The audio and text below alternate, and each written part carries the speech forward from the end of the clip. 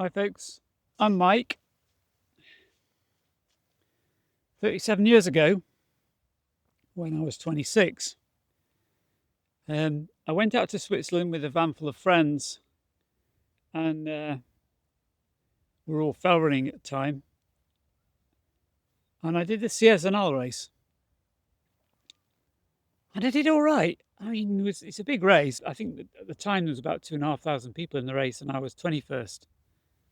So you might think that's okay, and it was okay, except I had a knee injury for a few weeks beforehand and didn't do any running until we got there. We were there for a week and I spent the whole week riding bikes and running with my friends on alpine trails, much of it at altitude. And then I lined up on the morning of the Sierre Zinal race and I was already tired. Anyway, I'm not 26 anymore. I'm now 63. So 37 years later, I'm going to go back. I've got the t-shirt. So yeah, being organised by the Swiss, it's incredibly efficient. It's a fantastic race, but you enter it not kind of nowadays expecting to get an actual entry because it's so oversubscribed as a lottery. So you enter it and you tick the box if you want a t-shirt, and I ticked the box, paid for the t-shirt, and then a couple of days later they said you got a place, and they a few weeks after that the t-shirt arrived through the post. So now I'm thinking, well, I've got a t-shirt, do I need to even go? Well, I'm going to go. I'm not sure. I'm not sure how well I'll do. I'm not even sure if I'm really completely up to it. But it will be interesting to know how I could do in this race now compared with how I did in my 20s. Now, it's completely unrealistic to expect that I'll get anywhere near the performance I managed when I was in my 20s because it is 37 years later. I don't want to labour the point, but that's very significant. It's only really old runners that realise how significant it is being old, and I can assure you it is significant. But I could be possibly better prepared than I was in the 1980s, and that will make up for it a little bit for the age difference. And yeah, I've also had some relative success. So here's the story of my running. Recently, I've had relative success.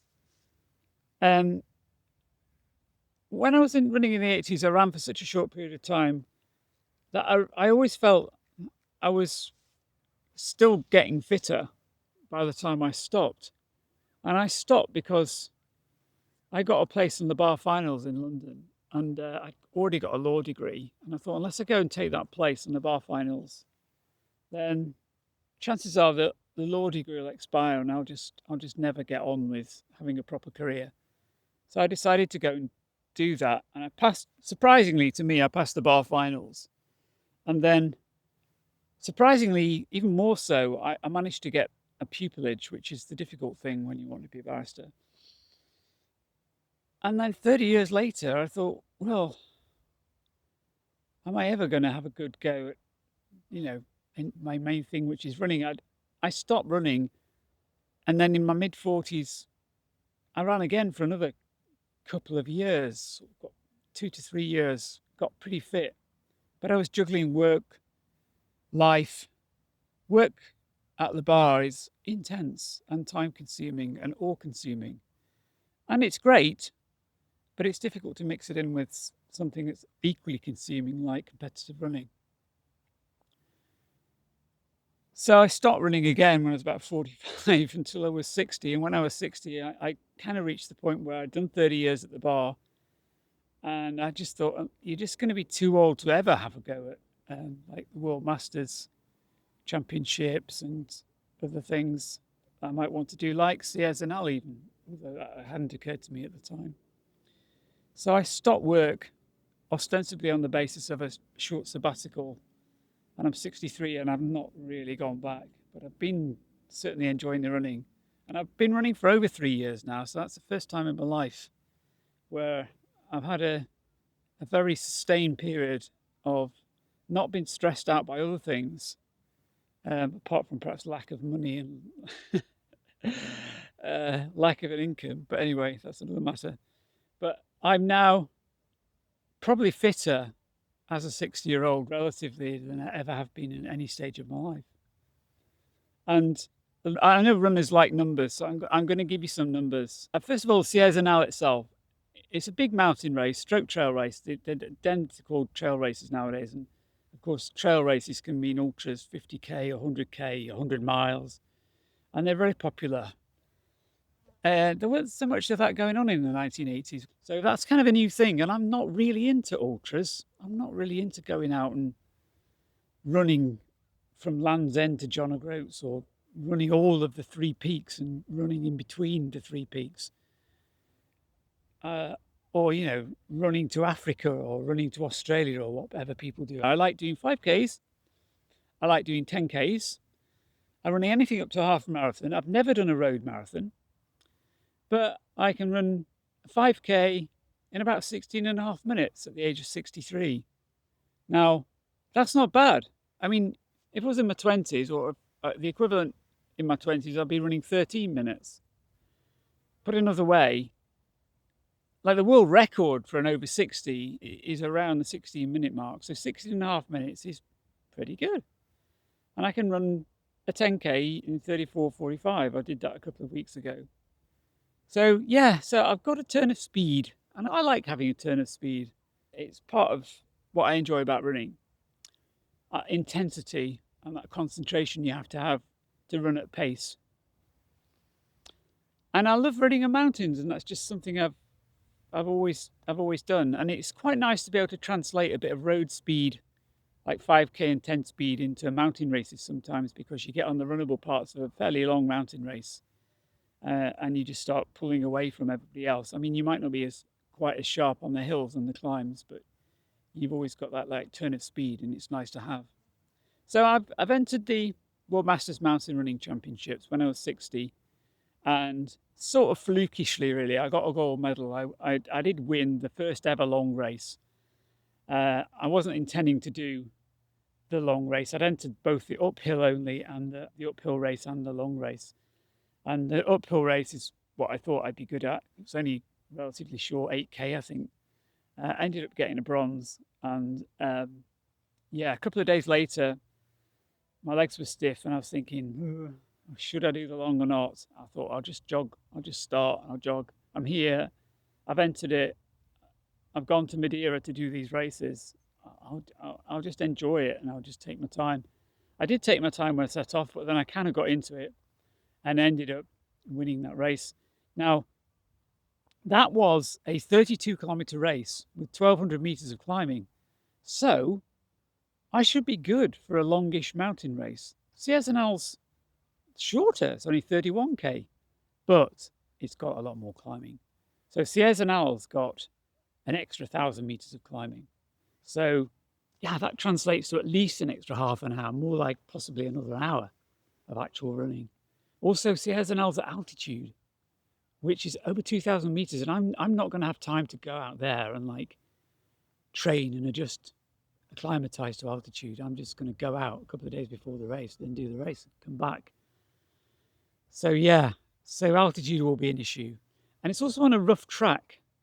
But the main thing about Sierre Zinal, which makes it extra special, is the profile of the race. The profile of the race is that you start off from Sierre. Sierre is a town in the Rhone Valley, east of Geneva, big skiing area. And from Sierre, you run up a short stretch of road, and then you turn onto a zigzag path. And the zigzag path literally goes uphill for over 5,000 feet. So your first 11K of the race, you climb 1,700 meters. And yeah, well, that completely destroys most people, and most people make the mistake of setting off a bit fast on that. Then, when you've done that first 11K, you've got like another 16K to do at altitude with about another 500 meters of climbing. So it's a fast, runnable, climbing 16K. And then if that's not enough, you've got then another 4K to finish, descending into Zinal. Descending, I think, around 700 meters or so. And it destroys your quads. I mean, cramp's a major issue for most people. So it's a classic. It's a classic race because it's in a beautiful place. It's called the race of the 5 4000s because you can see 4,000 meter peaks from the race route. It's beautiful because the Swiss just make such a great job of organising it. I remember then when I was 26, I couldn't believe it when I got to the finish and I was cramping up and I sort of hobbled over the finish line. And this nice person sort of guided me to a chair in a tent, sat me down, put my feet on the stool and started massaging my legs. I'm a fell runner from England. I consider myself fortunate if at the end of the fell race there's a nice beck or river to wash the mud off before you get in your car and drive home. And there's this person massaging my legs at the end of a race. So I hope they're still doing that. I hope I get in soon enough to not have to queue up too much for a massage. That would be good. That's possibly my objective. I'll make that my objective. So how am I going to do? I don't know. I don't know if I'll finish it. I really, honestly swear, hand on heart, don't know if I'll finish it. The record for Sierre Zinal for an over 60 is 3 hours and 23 minutes. And the guy that set that record was a European triathlon champion, veteran triathlon champion, and a very, very good trail runner. French stroke Swiss, René Amunduru. I can't remember his surname, but he was a very good runner of his day. And that record has stood since 2017. So that's 9 years. So that shows it's a very good record. So I'm not expecting to get near René's record. 3:23 would be like, wow, that would blow me away if I could do that. I'm thinking 3.5 hours, maybe. You just don't know though, do you? So this is it. This is what the video is about. How well can Michael do at Sierre Zinal when he's basically gone back 37 years later? I think my bracket is somewhere between 3:15 and 3:30. Probably more likely to be the 3:30 end of that bracket. And I think it's just because it was just going to ultimately be too far. And you only have to slow down a bit and the time just starts disappearing on you. And I think cramp's going to be a big issue. I did a 2-hour race in Czechia for the World Masters this year. I got second to the famous Franco Torresani, who's 11 times world champion. I started getting cramped near the end and then I'm about 2K from the end and Franco appears on my shoulder. Oh, Mike. Oh, God. Anyway, I thought I'd run with him for a while and then he just put a little bit of a spurt on and I started getting cramp again and that was that. So yeah, that was 2 hours into a race and Sierre Zinal is going to be a plus 3 hour race for me, 3.5 hour race. So what am I going to do about cramp? I don't know. That's the big thing. Well, the rest of these videos, I've said enough now. I've said enough to give you the flavour of what these videos are going to be like, but I'm going to mix in. The next video is going to be in about a week's time. So I'm 4 weeks away from the race now. And in another week's time, I'm going to tell you how I've got on, trying to build a bit of extra mileage in. Not like increase. I'm a low mileage runner. I run 30 to 40K a week, not miles. I'm going to mix in. I'm going to keep my same routine, but I'm going to mix in maybe once a week a run that involved going out for about 2 hours. Now, that will give me, hopefully, base endurance to run for 2 hours. And then maybe the excitement of the event at Sierre Zinal will just motivate me and get my body through that an extra hour. Fingers crossed.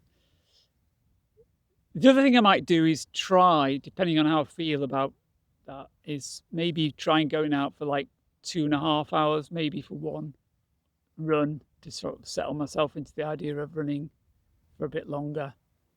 So yeah, so with 4 weeks to go, for 2 weeks, I'm going to build a bit more mileage in, but specifically a couple of longer runs on top of my normal stuff.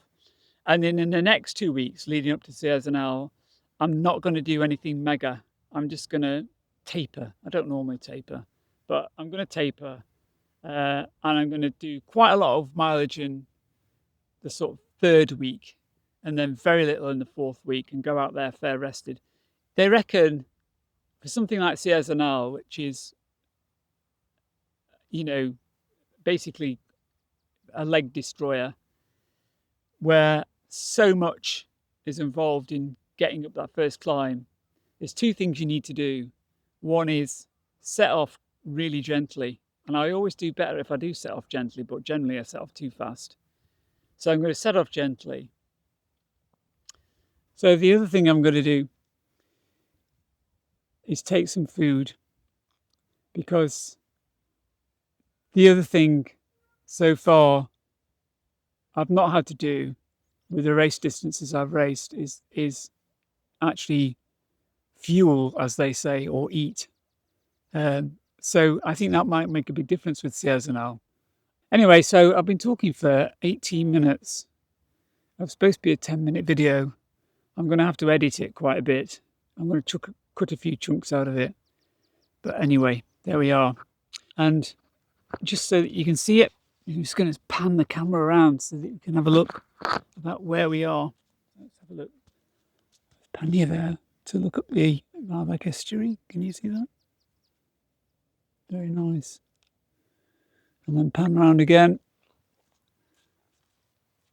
so you can have a look round down at Fairbourne and the sea. There we are. Thank you very much, and bye-bye for now.